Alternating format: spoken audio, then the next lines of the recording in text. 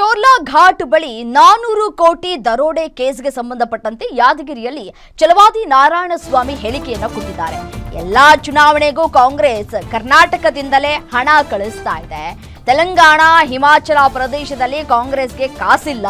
ಕರ್ನಾಟಕದಲ್ಲಿ ಲೂಟಿ ಮಾಡಿ ಹಣ ಕಳುಹಿಸ್ತಾ ಇದ್ದಾರೆ.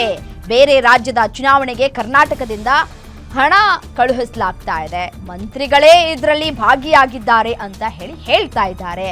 ಸರ್ಕಾರ ಈ ಬಗ್ಗೆ ಸರಿಯಾಗಿ ತನಿಖೆ ನಡೆಸಬೇಕು ಅಂತ ಹೇಳಿ ಪರಿಷತ್ ವಿಪಕ್ಷ ನಾಯಕ ಛಲವಾದಿ ನಾರಾಯಣಸ್ವಾಮಿ ಆಗ್ರಹಿಸ್ತಾ ಇದ್ದಾರೆ. ಎಲ್ಲ ಚುನಾವಣೆಗಳಿಗೂ ಕಾಂಗ್ರೆಸ್ ಕರ್ನಾಟಕದಿಂದಲೇ ಹಣ ಕಳಿಸೋದು. ಈಗ ಯಾಕೆಂದ್ರೆ ತೆಲಂಗಾಣ ಮತ್ತೆ ಹಿಮಾಚಲ ಪ್ರದೇಶದಲ್ಲಿ ಮೂಲ ಕಾಸಿಲ್ಲ ಅವ್ರಿಗೆ, ಇಲ್ಲಿ ಲೂಟಿ ಮಾಡ್ತಿದ್ದಾರೆ. ನಿಮಗೆ ಗೊತ್ತಿರಬಹುದು,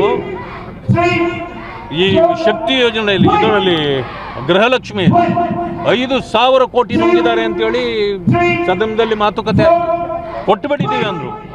ಅದಾದ್ಮೇಲೆ ಹಾಗೇ ಇಲ್ಲ. ನಾನು ಹೇಳೋದು, ಇಲ್ಲಿಂದ ಹೋದ್ರು ಕಾಂಗ್ರೆಸ್ನವ್ರು ಮಾಡ್ತಿರ್ತಕ್ಕಂಥದ್ದು. ಕಾಂಗ್ರೆಸ್ನವರು ಲೂಟಿ ಮಾಡ್ತಿದ್ದಾರೆ. ಅಲ್ಲಲ್ಲ, ಬಿಜೆಪಿನವ್ರಿಗೆ ಏನು ಅವಶ್ಯಕತೆ ಇಲ್ಲ. ಈಗ ಬಿಜೆಪಿನವ್ರಿಗೆ ಅಲ್ಲಲ್ಲೇ ಅವರವರೇ ಮಾಡ್ತಕ್ಕಂಥ ಶಕ್ತಿ ಅವರಿಗಿದೆ, ಅದರಿಂದ ಯಾರಿಲ್ಲ. ಇಲ್ಲಿ ಕಾಂಗ್ರೆಸ್ಗೆ ಎಲ್ಲಿಯೂ ಹಣ ಇಲ್ಲ. ಇವತ್ತು ಅವ್ರ ಪಕ್ಷ ನಡೆಸೋದೇ ಕಷ್ಟ ಆಗಿದೆ. ಅದರಿಂದಾಗಿ ಎಲ್ಲಿ ಅಧಿಕಾರದಲ್ಲಿದ್ದಾರೋ ಅಲ್ಲಿ ಲೂಟಿ ಮಾಡಿತಾ ಇದ್ದಾರೆ. ಈ ಕರ್ನಾಟಕದಲ್ಲಂತೂ ನೀವೇ ನೋಡಿದ್ರಿ, ಎಕ್ಸೈಸ್ ಡಿಪಾರ್ಟ್ಮೆಂಟ್ನಲ್ಲಿ 4,000 ಕೋಟಿ